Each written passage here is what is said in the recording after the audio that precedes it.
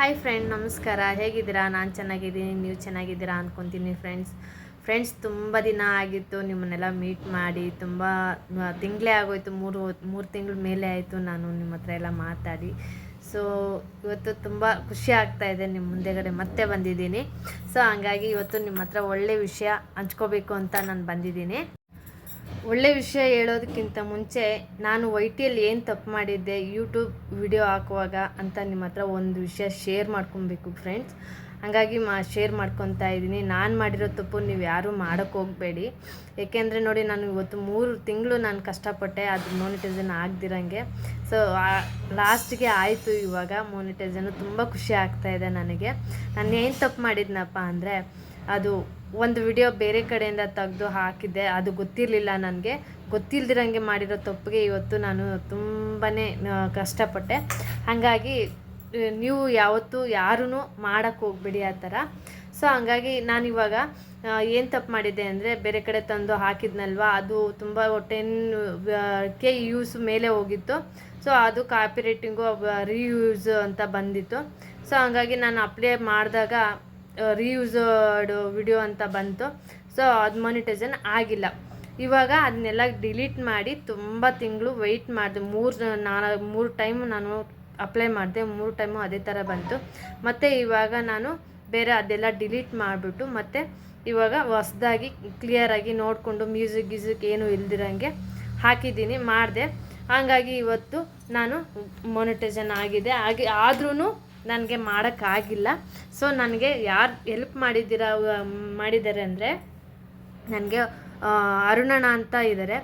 ಅವರು ತುಂಬಾ ನನಗೆ ಸಪೋರ್ಟ್ ಮಾಡಿದ್ರು. ಆಮೇಲಿಂದ ರುಚಿಯಮ್ಮ ಇದ್ದಾರೆ.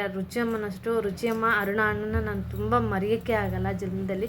ಏಕೆಂದರೆ ನನಗೆ ಇವಾಗ ಯೂಟ್ಯೂಬ್ ಬಿಟ್ಟೇ ಬಿಡೋಣ ಅಂದ್ಕೊಂಡಿದ್ದೆ ನಾನು 3 ತಿಂಗಳಿನಿಂದ. ಯೂಟ್ಯೂಬ್ ಸವಾಸನೇ ಬೇಡಪ್ಪ, ಇನ್ನು ಸಾಕು, ನನಗೆ ಆಗೋದೇ ಇಲ್ಲ, ಮಾನಿಟೈಸೇಷನ್ ಆಗಲ್ಲ, ಇಷ್ಟೇ ನಂದು ಚಾನಲ್ಲು ಮುಗ್ದೋಯ್ತು, ಇನ್ನು ವೇಸ್ಟು ನಾನು ಇಷ್ಟೆಲ್ಲ ಕಷ್ಟಪಟ್ಟಿದ್ದು ಅಂತ ಮನಸ್ಸಿಗೆ ತುಂಬ ನೋವಾಗಿತ್ತು.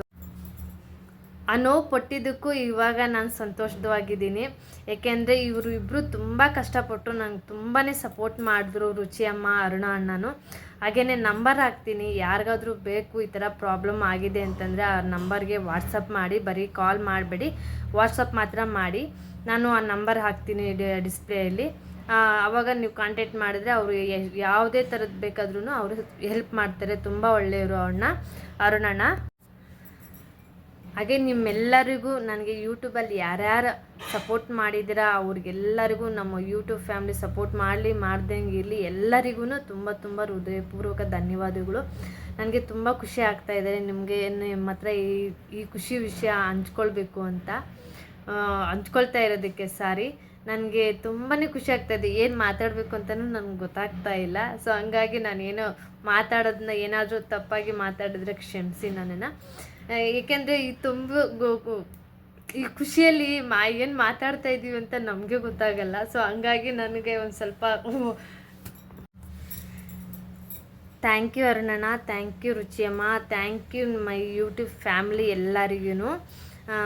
ಮತ್ತೆ ಯಾಕೆ ಹೇಳ್ತಾ ಇದ್ದೀನಿ ಅಂದರೆ, ನನಗೆ ಎಲ್ಲರೂ ತುಂಬ ಸಪೋರ್ಟ್ ಮಾಡಿದ್ದಾರೆ. ಚಂದ್ರಿಕಾ ಅಕ್ಕ ಆಗಲಿ, ಎಲ್ಲರೂ ಯಾರ್ಯಾರು ನನಗೆ ಸಪೋರ್ಟ್ ಇದ್ದಾರೆ ಅವ್ರಿಗೆಲ್ಲರಿಗೂ ತುಂಬ ಜನ ಇದ್ದಾರೆ. ಹೆಸ್ರು ಹೇಳೋಕ್ಕಾಗಲ್ಲ, ಅಷ್ಟೆಲ್ಲ ನನಗೆ ಹೆಸ್ರು ಅಷ್ಟೊಂದು ಜ್ಞಾಪಕ ಇಟ್ಕೊಂಡಿಲ್ಲ ನಾನು. ಏಕೆಂದರೆ ತುಂಬ ಹೆಸ್ರಿದೆಯಲ್ಲ, ಆ ಹೆಸ್ರಲ್ಲಿ ಯಾವ್ಯಾವುದು ಅಂತಲೇ ಮರ್ತೋಗಿಲ್ಲ, ಬಟ್ ಮೈಂಡಲ್ಲಿದೆ, ಅದು ಹೇಳೋಕ್ಕಾಗ್ತಾಯಿಲ್ಲ. ಸೊ ತುಂಬ ವಿಡಿಯೋ ಲೆಂತಿ ಆಗುತ್ತೆ. ಸೊ ಎಲ್ಲರಿಗೂ ಧನ್ಯವಾದಗಳು. ನನಗೆ ತುಂಬಾ ಖುಷಿ ಆಗ್ತಾಯಿದೆ. ಸೊ ನಾನು ನಿಮ್ಮ ಜೊತೆ ಒಂದು ಮೆಂಬರ್ ಆಗಿ ಇದ್ದೀನಿ ಅಂತಂದರೆ ನನಗೆ ತುಂಬ ಖುಷಿ ಆಗ್ತಾಯಿದೆ ಯೂಟ್ಯೂಬ್ ಫ್ಯಾಮಿಲಿಯಲ್ಲಿ. ನಾನಿವಾಗ ಖುಷಿಯಾಗಿರೋದಕ್ಕೆ ಅರುಣಣ್ಣ, ರುಚಿಯಮ್ಮ ಅವರಿಬ್ಬರು ತುಂಬಾ ಕಷ್ಟಪಟ್ಟು. ಥ್ಯಾಂಕ್ ಯು ಸೋ ಮಚ್ ಅಣ್ಣ, ಥ್ಯಾಂಕ್ ಯು ಅಮ್ಮ ರುಚಿಯಮ್ಮ. ನಿಮ್ಮ ಈ ಸಹಾಯವನ್ನು ನಾನು ಯಾವತ್ತೂ ಮರೆಯಲ್ಲ. Thank you so much. ಈ ವಿಡಿಯೋ ಇಲ್ಲಿಗೆ ಎಂಡ್ ಮಾಡ್ತಾ ಇದ್ದೀನಿ. ಯಾರಿಗಾದರೂ ಏನಾದರೂ ನನ್ನ ಮಾತಲ್ಲಿ ತಪ್ಪಾಗಿ ಅನಿಸಿದರೆ ನನ್ನ ಕ್ಷಮಿಸಿ. ಹಾಗೆ ಫಸ್ಟ್ ವಿಡಿಯೋ ನೋಡ್ತಾ ಇರೋರು ಯಾರಾದರೂ ಸಬ್ಸ್ಕ್ರೈಬ್ ಮಾಡ್ಕೊಂಡಿಲ್ಲ ಅಂದರೆ ಸಬ್ಸ್ಕ್ರೈಬ್ ಮಾಡಿ, ಶೇರ್ ಮಾಡಿ, ಲೈಕ್ ಮಾಡಿ, ಸಪೋರ್ಟ್ ಮಾಡಿ ಅಂತ ಕೇಳ್ತಾ ಈ ವಿಡಿಯೋ ಎಂಡ್ ಮಾಡ್ತಾ ಇದ್ದೀನಿ. ಮತ್ತೆ ಒಂದು ವಿಡಿಯೋದಲ್ಲಿ ಸಿಗೋಣ. ಬಾಯ್.